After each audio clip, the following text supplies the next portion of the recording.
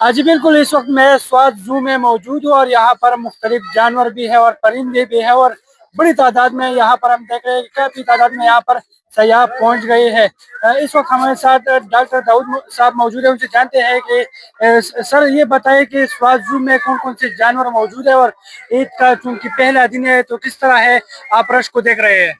जी यहाँ पर जो है ना ईद का पहला दिन है तो थोड़ा रश है, लेकिन हमारा जो है स्वास्थ्य इस तरह डिजाइन किया गया है कि यहाँ पर जो फैमिली एरियाज है जो बिल्कुल क्लियर, सिर्फ एक्सक्लूसिव फैमिली के लिए है। वहाँ फिर किसी और को जो है ना वहाँ दाखिल होने की इजाजत नहीं है। तो यहाँ पर फैमिलीज भी आ सकती है, अपनी जो है ना वो सेफली उधर जो है ना वो बैठ सकती है। फैमिली एरियाज है, यहाँ पर चिल्ड्रन के लिए पार्क्स है।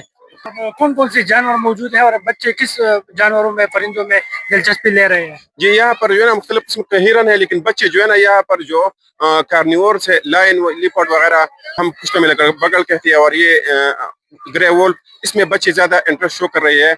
और इस तरह यहाँ पर ब्लैक बियर की बच्ची है, तो वो भी जो है ना बच्चों की जो है ना तफरीह का जो है ना एक जरिया बन रही है।